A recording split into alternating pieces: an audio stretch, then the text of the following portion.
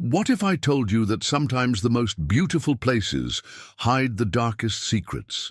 Today, I'm taking you into a case that still haunts me, a story where paradise became a nightmare, and the truth was buried deeper than anyone imagined. This investigation changed everything I thought I knew about missing persons cases. The Grand Canyon holds many secrets, but this one defied every logical explanation. Hit that subscribe button because this story will leave you questioning everything. Let's dive in. I've been investigating missing persons cases for over 15 years, but nothing prepared me for what I discovered about the Henderson family. Sarah Henderson, 34, a kindergarten teacher from Phoenix, and her 8-year-old son, Michael, had planned what should have been a simple weekend camping trip to the Grand Canyon in March 1996. Sarah was recently divorced from David Henderson, a construction foreman who had left her for a younger woman 6 months earlier. The divorce had been bitter, messy, and financially devastating. Sarah was struggling to make ends meet on a teacher's salary, working extra hours tutoring students just to pay the rent on their small apartment in Tempe. But she wanted to give Michael some normalcy after months of upheaval. The boy had been withdrawn since the divorce, his grades slipping, his bright personality dimming under the weight of his parents' failed marriage. Sarah thought that getting away from the city, from the constant reminders of their broken family, might help them both heal. She had saved for 2 months to afford the camping equipment and park fees. The trip was meant to be healing, a chance for mother and son to reconnect away from the chaos of their changing lives. What Sarah didn't know was that someone had been watching her, following her routines, learning her habits, waiting for the perfect opportunity to strike. I first learned about this case in 2001, 5 years after their disappearance, when it landed on my desk as a cold case review. By then, I had already worked dozens of missing persons investigations, but something about the Henderson file felt different from the moment I opened it. The original investigation had been thorough, but ultimately fruitless, going nowhere despite the efforts of experienced detectives. Sarah's ex-husband, David Henderson, had been the obvious first suspect, but he had an airtight alibi.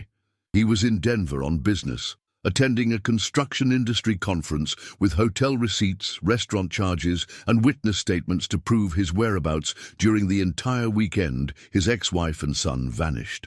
I first learned about this case in 2001, 5 years after their disappearance, when it landed on my desk as a cold case review. The original investigation had gone nowhere. Sarah's ex-husband, David Henderson, had an airtight alibi.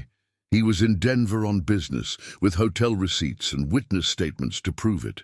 Sarah's sister, Jennifer, told investigators that Sarah had been excited about the trip, had packed carefully, and had promised to call from the South Rim Visitor Center every day they were gone. That call never came. Jennifer waited by her phone all weekend, growing increasingly anxious as each hour passed without word from her sister. When I started digging deeper into the case files, I found details that the original investigators had either missed or dismissed as unimportant. Sarah had withdrawn $300 in cash from her bank account the day before leaving, an unusually large amount for someone on such a tight budget who typically paid for everything with her debit card.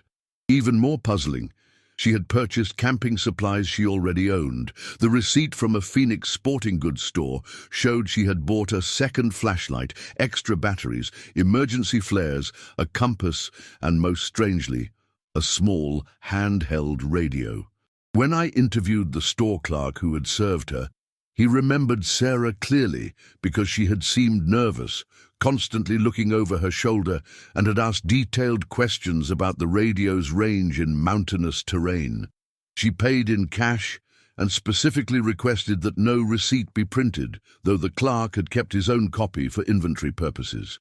It was as if she was preparing for something far more dangerous than a routine camping trip. The question that haunted me was, what did Sarah Henderson know that she wasn't telling anyone? The Henderson family arrived at the Grand Canyon on Friday, March 15, 1996, just as the sun was beginning its descent toward the western rim. The drive from Phoenix had taken them nearly 4 hours, and Michael had been restless for the last 50 miles, pressing his face against the window and asking repeatedly when they would see the canyon. They registered at the Mather campground under Sarah's name, paying for 2 nights in cash. Another detail that struck me as odd, since most visitors paid with credit cards for the paper trail and convenience. The park ranger who processed their registration, Thomas Valdez, remembered them clearly even 5 years later, not just because of their obvious excitement, but because of something else that had troubled him at the time. Michael was wearing a bright red baseball cap with a Phoenix Suns logo that seemed too big for his small head, constantly slipping down over his eyes. The boy was animated, asking dozens of questions about the canyon's depth, the animals that lived there, whether people ever fell in, and if anyone had ever gotten lost forever. But what stuck with Ranger Valdez was Sarah's behavior. She seemed nervous but trying to hide it, constantly checking her watch and looking around the parking area as if expecting someone or something. When Valdez handed her the campground map and started to explain the facilities and rules, Sarah interrupted him to ask about the most isolated campsites available, specifically requesting somewhere away from other families where she and Michael could have privacy. They set up their blue dome tent in Site 47, a relatively secluded spot near the tree line, about 200 yards from the nearest neighboring campsite. The location offered some protection from wind, but also provided multiple escape routes through the forest if someone needed to leave quickly and quietly. Other campers remembered seeing them that evening, roasting marshmallows over their campfire around 8 o'clock. Michael's laughter echoed through the pines, a sound so pure and joyful that several people later told investigators it had made them smile just to hear it. Sarah appeared more relaxed than she had during check-in, sitting close to her son, pointing out constellations as they emerged in the clear mountain sky. Saturday morning, March 16th, dawned clear and cold, with temperatures in the low 40s and a light frost covering the tents and picnic tables throughout the campground. This was when everything went wrong, though the exact timeline remains frustratingly unclear even after years of investigation. The last confirmed sighting of Sarah and Michael was at approximately 8:30 a.m. when they were seen walking toward the Bright Angel Trail by a family from Oregon, who were returning from an early morning photography session. Sarah was carrying a large backpack that appeared heavily loaded, much more equipment than most day hikers would need for a simple rim walk. Michael still wore his oversized red cap, and they appeared to be in good spirits, the boy skipping alongside his mother as they made their way toward the trailhead. What troubled me most about the witness accounts was their inconsistency regarding Sarah's demeanor. The Oregon family described her as calm and happy, pointing out landmarks to Michael as they walked. But a maintenance worker who saw them 15 minutes later told a different story. According to him, Sarah kept looking back over her shoulder, as if checking to see if they were being followed. She was walking quickly, almost urgently, with Michael having to jog occasionally to keep up. The maintenance worker had assumed they were late for a guided tour or trying to beat the crowds to a popular viewpoint. A German tourist, Klaus Müller, was photographing the sunrise from Hopi Point that morning, capturing the first rays of sunlight illuminating the canyon walls in brilliant reds and golds. When investigators later examined his photographs, they found what appeared to be 2 small figures on the rim trail in the background of one image, figures that matched the height and clothing descriptions of Sarah and Michael Henderson. The timestamp on the photograph read 8:47 a.m. By sunset that same day, they hadn't returned to their campsite. By Monday morning, when they failed to check out and their tent remained untouched, the Park Service began to take serious notice. The campground host, an elderly volunteer named Dorothy Klein, had walked past their site several times over the weekend. She noticed that their tent remained zipped shut throughout Saturday and Sunday, which struck her as odd since most campers were out exploring during the day. By Sunday evening, she could see that their campfire ring was cold and undisturbed, with the same partially burned logs they had left from Friday night. When she finally reported her concerns to park rangers early Monday morning, they found the campsite exactly as Sarah and Michael had left it. Sleeping bags still laid out, toiletries arranged on the picnic table, food stored properly in the bear box, but no sign that anyone had returned since Saturday morning. The initial search operation was one of the most extensive in Grand Canyon history up to that point. Over 40 park rangers, search and rescue volunteers, and even helicopter crews from the Arizona Department of Public Safety scoured every popular trail, viewpoint, and hiking route within a 10-mile radius of where Sarah and Michael were last seen. They used tracking dogs, thermal imaging equipment, and even brought in a specialized team that could rappel into the canyon's more inaccessible areas. The search continued for 8 days, covering over 100 square miles of some of the most rugged terrain in North America. Yet they found almost nothing, no trace of clothing caught on branches, no dropped items along the trails, no footprints leading away from designated paths. No signs of struggle or distress. The complete absence of evidence was more disturbing than any clue could have been. In most Grand Canyon disappearances, there are usually indicators of what went wrong. A hat blown off in the wind and found miles away, a water bottle dropped on a trail, footprints leading to dangerous overlooks where someone might have slipped and fallen. Experienced search and rescue teams knew what to look for, and they found none of it. The only significant clue was Sarah's car, still parked exactly where she had left it in the visitor center parking lot. Inside, investigators found her purse containing her identification, credit cards, and $47 in cash, money she would have needed for food and gas for the return trip to Phoenix. Her phone was there too. An old Nokia that showed no recent calls or messages beyond a brief conversation with her sister Jennifer on Friday afternoon, confirming their safe arrival. The car itself offered no additional clues, no signs of forced entry, no evidence of struggle, no indication that anyone other than Sarah and Michael had been inside. What began to trouble investigators was not just what they found, but what they didn't find. Sarah's backpack, which witnesses described as large and heavily loaded, was nowhere to be seen. Neither was the emergency radio she had purchased.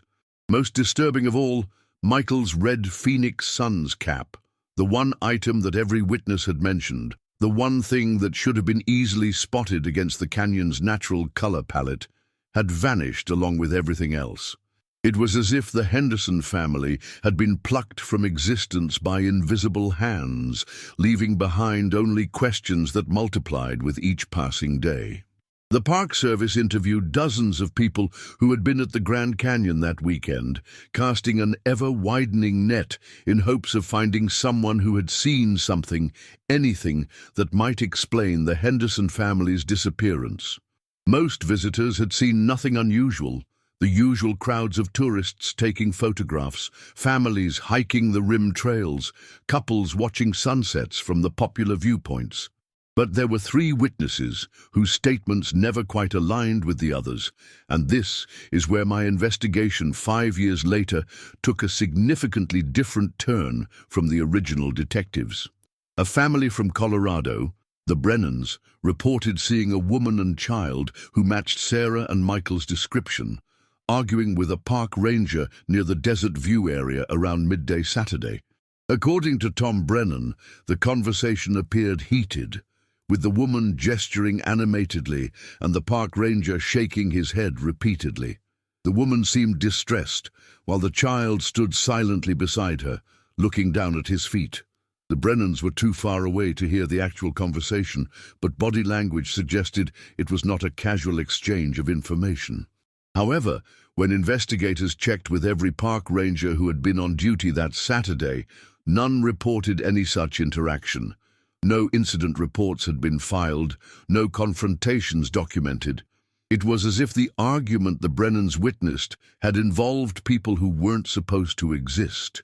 A hiking guide named Marcus Rodriguez claimed he saw a blue dome tent being packed up hastily in the Mather campground area sometime around 3 o'clock Saturday afternoon. The person doing the packing was moving quickly and efficiently, stuffing items into bags without the usual care campers take when breaking down their sites. Rodriguez assumed it was someone leaving early due to an emergency or change of plans, a common enough occurrence in campgrounds. But when investigators examined Site 47, where the Hendersons had been staying, they found no signs that the campsite had been disturbed after Friday night. The tent was still standing, sleeping bags still arranged as if waiting for their owner's return. Most intriguing and disturbing was the testimony of Herbert and Mildred Yeager, an elderly couple from Kansas who were experienced campers in their 70s. They insisted that sometime around 10 o'clock Saturday night, long after the official search had been called off for the day and most campers had settled in for the night, they heard a child crying somewhere in the forest surrounding the campground. The sound had awakened them from a deep sleep, and both clearly remembered hearing it for several minutes. Not the brief crying of a child who had scraped a knee or been startled by a noise, but sustained, heartbroken sobbing that seemed to come from somewhere deep in the woods beyond the designated camping areas. Herbert had wanted to investigate, to grab a flashlight and help whoever was in distress, but Mildred had convinced him to wait until morning, arguing that stumbling around in the dark forest could be dangerous for people their age.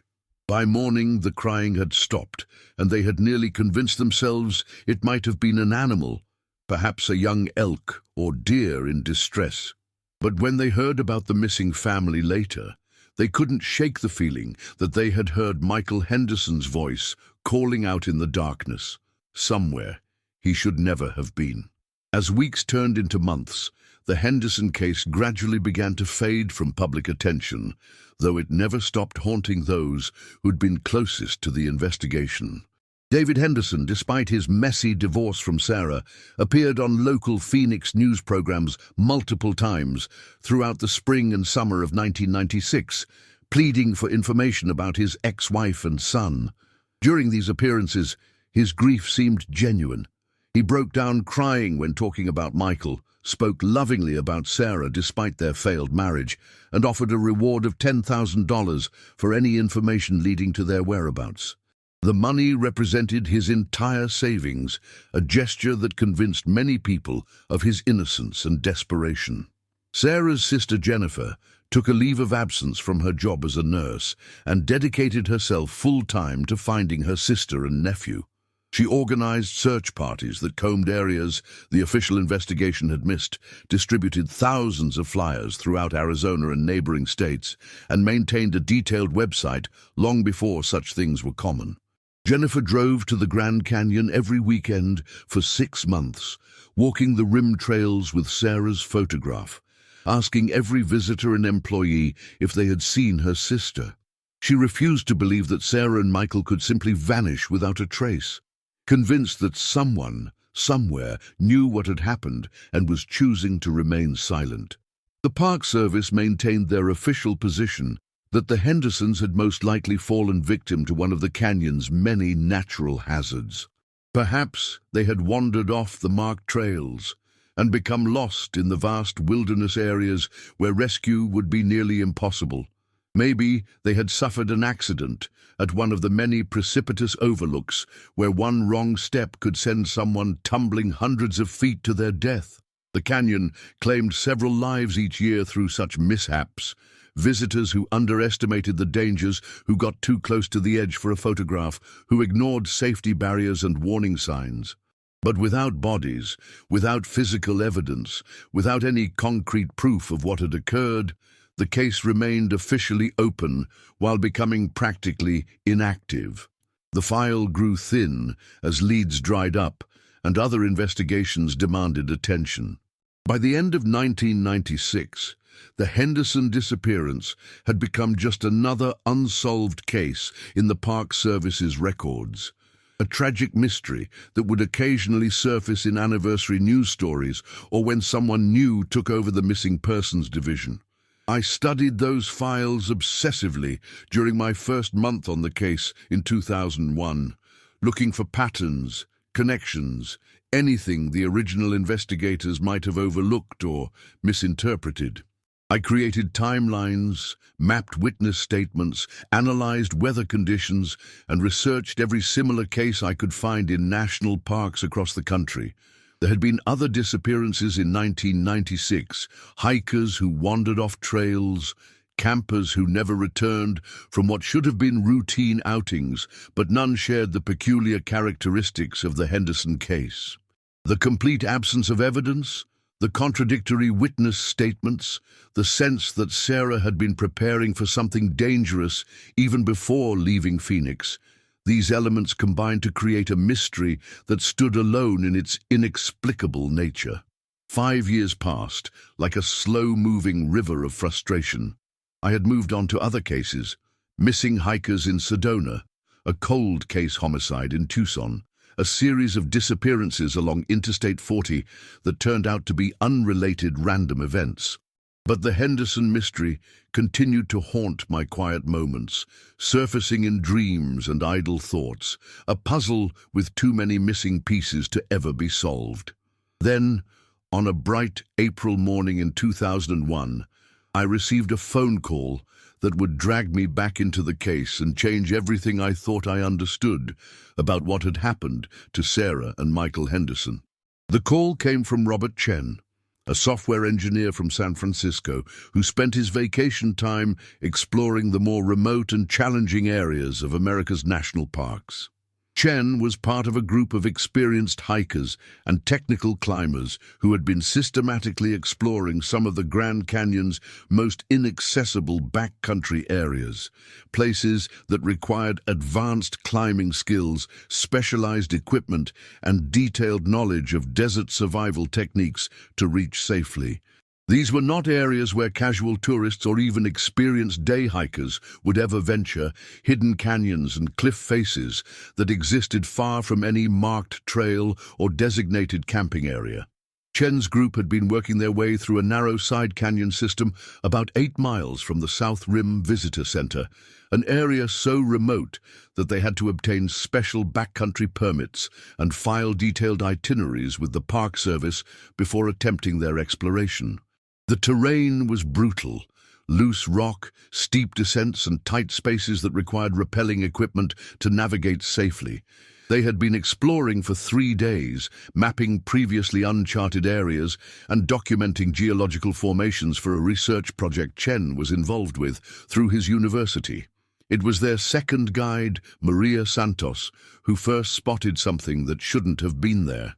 Wedged beneath a massive boulder that had probably fallen from the canyon rim decades or even centuries earlier, partially hidden by 5 years of accumulated desert debris, tumbleweeds, and tough desert vegetation, was a small flash of bright red color that seemed utterly out of place in the muted browns and grays of the canyon landscape. When they cleared away the debris for a closer look, they found a child's baseball cap, red with a Phoenix Suns logo, faded by years of sun exposure but still clearly recognizable. Chen and his team were serious outdoorsmen who understood immediately the potential significance of their discovery. They carefully photographed the location from multiple angles before touching anything, documenting the exact position of the cap, the surrounding terrain, and the GPS coordinates of the find. They took measurements, noted wind patterns that might have carried the item to this location, and considered every possible natural explanation for how a child's hat might have ended up in one of the most inaccessible parts of the entire canyon system. Then, they carefully collected the cap, packed it in a clean plastic bag, and hiked out to the nearest ranger station to report their discovery. When I received Chen's call and drove out to examine the location 2 days later, I felt a chill that had nothing to do with the desert morning air. The cap was exactly as Michael Henderson's had been described in every witness statement and missing persons report. Same team logo, same size that would fit an 8-year-old boy, same style that was popular in the mid-1990s but had since been discontinued. But it was the location that truly disturbed me and forced me to reconsider everything I thought I knew about this case. This wasn't a place where tourists wandered by accident, not even close. The location required hours of difficult hiking just to reach the general area, followed by technical climbing skills and specialized equipment to descend into the narrow canyon where the cap was found. You had to know this place existed, had to specifically seek it out, had to be equipped and experienced enough to access it safely. An 8-year-old boy wearing tennis shoes and hiking with his inexperienced mother couldn't possibly have reached this location under his own power. So how had Michael Henderson's hat ended up there? The discovery forced me to completely reevaluate my assumptions about the case. If the cap was authentic, and laboratory analysis later confirmed that fabric and wear patterns were consistent with an item that had been exposed to 5 years of desert weather, then someone had deliberately placed it in this inaccessible location. Someone with advanced climbing skills, intimate knowledge of the canyon's hidden areas, and a specific desire to ensure that any evidence of the Henderson family's fate would never be accidentally discovered by casual visitors. We expanded the search immediately, bringing in specialized technical rescue teams from Phoenix, Flagstaff, and even borrowing expertise from military search and rescue units that trained in similar terrain. Using advanced climbing equipment, sophisticated GPS mapping technology, and teams of volunteers who could access areas that had never been thoroughly searched, we began a systematic exploration of every crevice, cave, overhang, and hidden area within a 5-mile radius of where Chen's team had found the cap. What we discovered over the next 6 days of intensive searching defied every theory we had constructed about the Henderson disappearance and forced us to confront a reality far more sinister than any accidental tragedy. The evidence was scattered across multiple locations, always in places that required significant climbing expertise and local knowledge to reach. Always hidden in ways that suggested deliberate concealment rather than random distribution by wind or weather patterns. Sarah's hiking boots were found separately, wedged behind a rock formation 30 feet above the canyon floor in a different side canyon nearly 2 miles from where the cap was discovered. The boots showed significant wear and scuff marks consistent with someone who had done a lot of walking on rough terrain, but they were found in a location that would have required rappelling equipment to access. One boot was missing its laces entirely, while the other had laces that appeared to have been cut rather than untied. Michael's Pokémon cards, still in their plastic protective case but severely weather-damaged and faded, were discovered in a small cave that could only be accessed by crawling through a tunnel barely wide enough for an adult. The cave was hidden behind a curtain of desert vegetation and would have been invisible to anyone who wasn't specifically looking for it. Inside the same cave, search teams found the remains of what appeared to have been a small campfire, charred wood and a ring of stones that suggested someone had spent time there, though it was impossible to determine when. But it was Sarah's journal that provided the most chilling insights into what the Henderson family had actually experienced during those final weeks before their Grand Canyon trip. The journal had been wrapped in plastic and hidden in yet another inaccessible location, tucked into a crack in the rock face that required both climbing equipment and specific knowledge of where to look. When we finally extracted it and dried out the pages enough to read, the contents painted a picture of a woman far more troubled and frightened than anyone in her life had realized.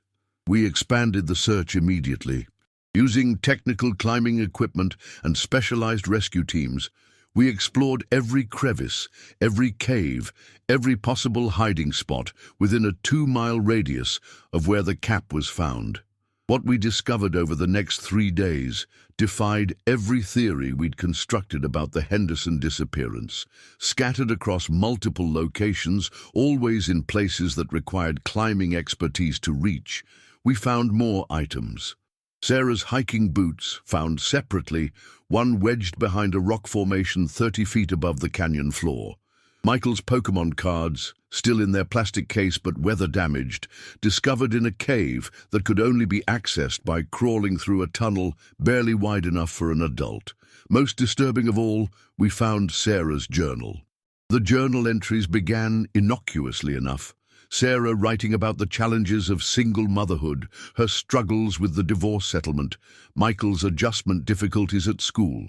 But as the entries progressed through February and early March 1996, a pattern of escalating fear and paranoia began to emerge that no one in Sarah's life had recognized or reported. She wrote about feeling watched during routine activities, grocery shopping, picking Michael up from school, walking to her car after evening tutoring sessions. At first, she dismissed these feelings as stress and imagination, remnants of the emotional trauma from her divorce. But the entries became more specific and more disturbing. Sarah described seeing the same car, a dark blue sedan with tinted windows, parked in different locations where she happened to be. Outside Michael's school, across the street from the grocery store she frequented, in the parking lot of the community center where she taught evening classes. She wrote about phone calls where the caller would remain silent for several seconds before hanging up, always coming in the early evening when she and Michael were having dinner. These calls happened 3 or 4 times a week for over a month, always from different numbers that showed up as unknown on her caller ID. Most troubling were her descriptions of items in their apartment being moved or disturbed in subtle ways that only she would notice. Sarah was naturally organized, a trait that served her well as a kindergarten teacher, and she kept their small living space neat and orderly. But she began noticing that books were shelved in different orders, that her coffee mugs were arranged differently in the kitchen cabinet, that papers on her desk had been shuffled through and not quite returned to their original positions. When she mentioned these concerns to her sister Jennifer, she was told she was being paranoid, that the stress of the divorce was making her imagine things. The final entries, written in the days immediately before their Grand Canyon trip, revealed a woman who was no longer questioning her instincts but was actively planning to protect herself and her son from an unknown threat. She wrote about the cash withdrawal, explaining that she didn't want to leave any electronic trail that could be followed. The camping supplies she purchased weren't duplicates of equipment she already owned. They were items specifically chosen for emergency situations, survival gear that would allow them to stay in the wilderness for extended periods if necessary.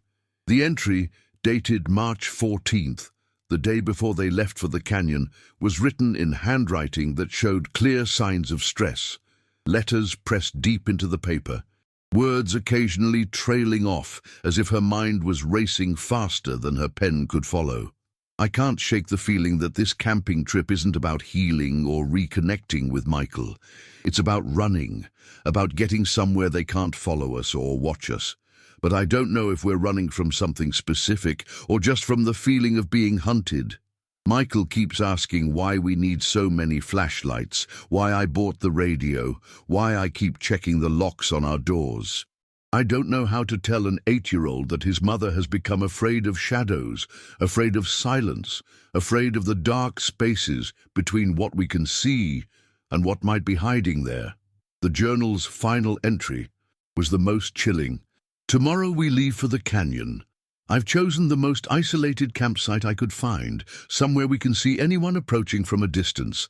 I pray we find peace there, or at least answers to questions I'm afraid to ask out loud. If something happens to us, if we don't make it home, I want people to know that we didn't choose to disappear. We didn't walk away from our lives willingly. Someone made that choice for us. Michael deserves to be remembered as the happy, bright boy he was before fear invaded our world. And I need people to know that I fought to protect him, even if I failed.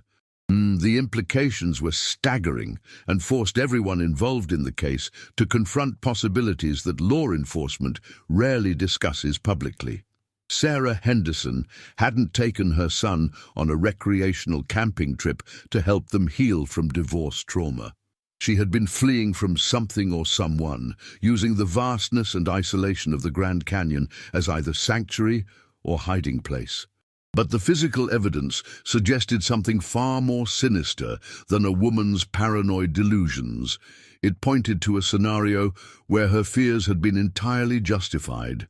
The scattered personal items found in multiple inaccessible locations that would have required extensive local knowledge and technical climbing skills to reach told a story of deliberate concealment rather than accidental loss. The complete absence of human remains, despite years of intensive searching, suggested that whoever had been responsible for their disappearance possessed both the expertise to eliminate evidence and the intimate familiarity with the canyon's hidden areas necessary to ensure that evidence would never be accidentally discovered. When I expanded the investigation to examine other missing persons cases in Arizona during the mid-1990s, I found patterns that the original investigators had missed because they were looking at each disappearance as an isolated incident. 3 other women, all recently divorced, all struggling financially, had vanished under mysterious circumstances in the 2 years before Sarah and Michael's disappearance. None of the cases had been connected because they occurred in different jurisdictions. One in Phoenix, one in Tucson, one in a small town near the Mexican border. But when I examined the details more closely, similarities emerged that were too significant to be coincidental. All 3 women had reported feeling watched in the weeks before their disappearances. All had received mysterious phone calls. All had withdrawn unusual amounts of cash shortly before vanishing. And in each case, witnesses had reported seeing the missing women in the company of a man described as tall, dark-haired, and well-dressed, though no one had been able to provide enough detail for a useful composite sketch. The most disturbing connection was geographical. Each disappearance had occurred within 50 miles of a location where the missing woman had previously filed a restraining order or domestic violence report. It was as if someone was systematically targeting vulnerable women who had already demonstrated they were willing to seek legal protection from dangerous men in their lives. Sarah Henderson had never filed a restraining order against anyone, but her divorce records showed that David Henderson had been accused of verbal abuse and intimidation, though no charges were ever filed. When I attempted to locate David Henderson in 2002 for follow-up questioning, I discovered that he had left Arizona 6 months after his ex-wife and son disappeared. His construction company had no forwarding address, his apartment had been abandoned, and his last known contact was a post office box that had been closed for over a year. Every attempt to trace his current whereabouts led to dead ends, cancelled credit cards, disconnected phone numbers, an employment history that seemed to evaporate after 1996. This discovery led me to request a more thorough background check on David Henderson, something that should have been done during the original investigation, but had been deemed unnecessary due to his solid alibi for the weekend of the disappearance. What we found changed everything. David Henderson's real name was David Henriksen, and he had a criminal history in 3 states under various aliases. Assault charges in Colorado, harassment charges in Nevada, and a restraining order filed against him by a former girlfriend in California who had described him as obsessed, controlling, and the kind of man who would rather see you dead than with someone else. The girlfriend, Linda Morrison, agreed to speak with me by phone in late 2002. Her voice shook as she described a relationship that had started normally but had gradually become a nightmare of surveillance, intimidation, and psychological abuse.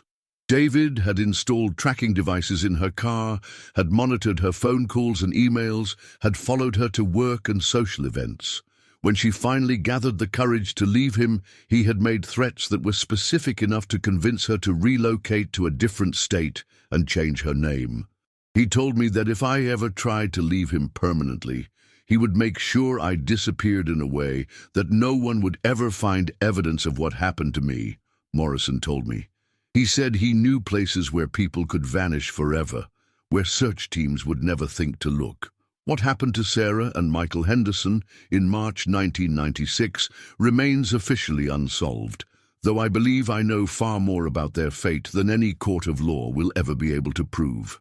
The scattered evidence suggests they met with foul play, orchestrated by someone with intimate knowledge of their routines, their fears, and their planned escape to the Grand Canyon. But no suspects were ever formally charged, no arrests were ever made, and no bodies were ever recovered from the vast wilderness that had become their final resting place. The case files I accumulated during my investigation eventually filled 3 large boxes, containing hundreds of pages of interviews, forensic reports, geological surveys, and psychological profiles. Every lead I followed seemed to generate 2 more questions. Every answer uncovered deeper mysteries that stretched back years before the Henderson family ever set foot in the canyon. I traced connections between missing persons cases across multiple states, discovered patterns of behavior that suggested a predator who understood both human psychology and wilderness survival, and uncovered evidence of systematic stalking that had gone undetected by local law enforcement agencies that rarely communicated with each other. But perhaps the most disturbing revelation came in my final month of active investigation, when I received an anonymous package at my office containing photocopied pages from what appeared to be David Henderson's personal journal. The handwriting analysis I commissioned confirmed that the writing was consistent with samples we had on file, though the content was so disturbing that I struggled to accept its authenticity. The entries described detailed plans for hunting women who had betrayed their husbands, locations throughout the Southwest where evidence could be permanently disposed of, and methods for teaching lessons that other women will understand, even if they never know the details. The journal contained maps of remote areas in national parks across Arizona, Utah, Colorado, and New Mexico, with specific notations about access routes, seasonal weather patterns, and the likelihood of discovery by search teams. Sarah and Michael Henderson's Grand Canyon campsite was marked with a date and the notation, "Lesson completed successfully." But there were other marks on other maps, other dates, other locations, where the anonymous journal writer claimed to have solved problems permanently. I turned these materials over to the FBI, hoping that federal resources and broader jurisdiction might be able to pursue leads that I couldn't follow as a local investigator. The federal investigation continued for 18 months, eventually identifying David Henderson Henriksen as a person of interest in 11 missing persons cases across 6 states, all involving recently divorced women and their children.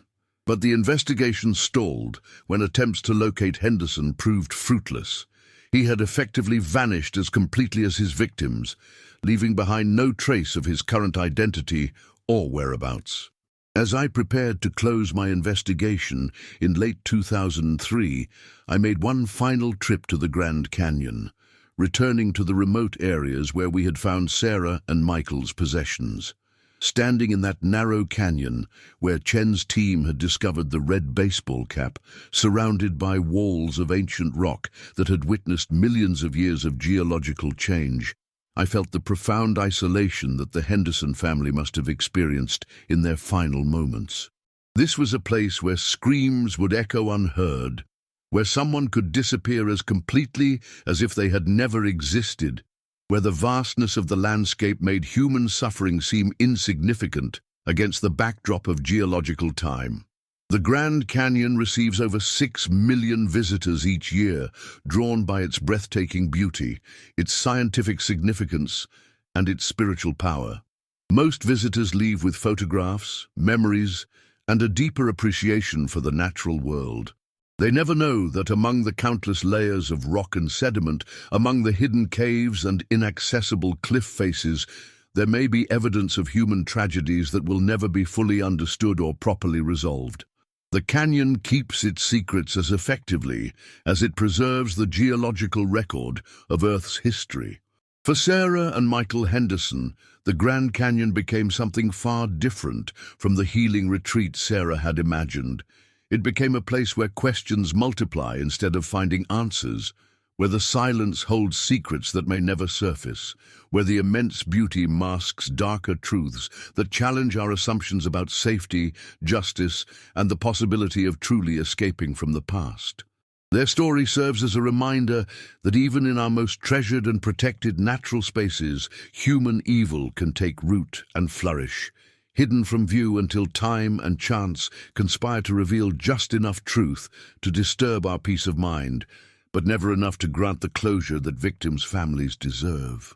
The Henderson case changed how I approach missing persons investigations, forcing me to look beyond the obvious explanations and consider possibilities that exist in the shadows between what we can prove and what we suspect.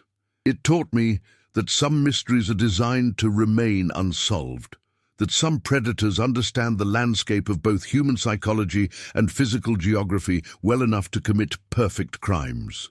Most importantly, it reminded me that behind every cold case file, there are real people who trusted the wrong person, made one crucial mistake, or simply had the misfortune to cross paths with someone who viewed their lives as disposable. What do you think really happened to Sarah and Michael Henderson that weekend at the Grand Canyon?